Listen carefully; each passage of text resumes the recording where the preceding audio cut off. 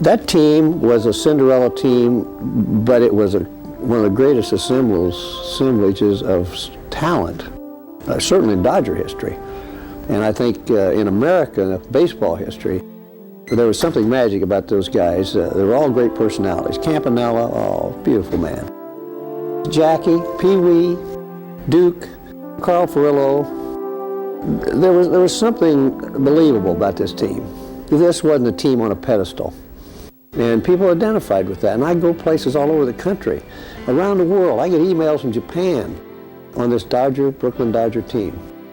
How do you explain it? I don't know. Branch Rickey put the team together. He was very good at selecting guys with good basic qualities aside from being good talents. Guys that could conduct themselves, guys that could handle pressure. And so I give Mr. Rickey maybe credit for kind of assembling this unique group of guys. But it didn't mean we'd win every year, but we were close. The town was unique.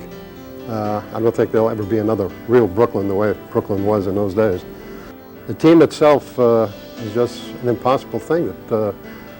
Heck, I think we're as good as the Beatles, it seems sometimes. Really, that's a little overstatement, I realize. But it's really the fact that the people haven't forgotten it all. And you know, we are all getting older, and we're losing more and more of the players, but it's a wonderful thing to happen, really. It was a wonderful team. There's a lot of chemistry in a team. And I think perhaps having Jackie, of course, was a catalyst on our team. Let me tell you, a month before Martin Luther King died, he was at my house for dinner in Los Angeles one night. And he told me at my dinner table, he said, "Don, you and Jackie and Roy will never know how easy you made it for me to do my job through what you all did on the baseball field." Well, the Brooklyn Dodgers are so beloved in New York and especially in Brooklyn because they were like a kidnapped child. I mean, there was no reason, except for Walter O'Malley's greed, that the Dodgers left Brooklyn and went to California. The Dodgers were drawing good crowds there. He really had in conscience, had no reason to take the Dodgers out of Brooklyn. You know, Walter O'Malley in Brooklyn today is still as reviled a figure as Hitler or Stalin. To this day, there are still thousands of people in Brooklyn, New York, who mourn the loss of their beloved Bums. But while the Dodgers were in Brooklyn, they left their mark not only on baseball history, but on American history and society and folklore.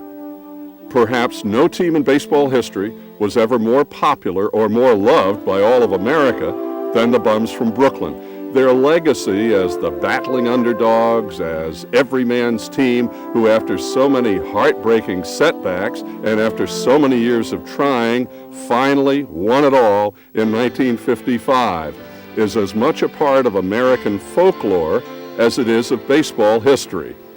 And it was in Brooklyn with the Dodgers that a black man played in the major leagues for the first time. This changed forever the course of baseball history, but more importantly, the course of American history. And if Branch Rickey knew he had the right man in Jackie Robinson, he also knew he had the right city in Brooklyn. Perhaps in no other city in the United States could this monumental step have taken place, not in America, in 1947. The Bums from Brooklyn, they made baseball history, and they made American history. They were a team of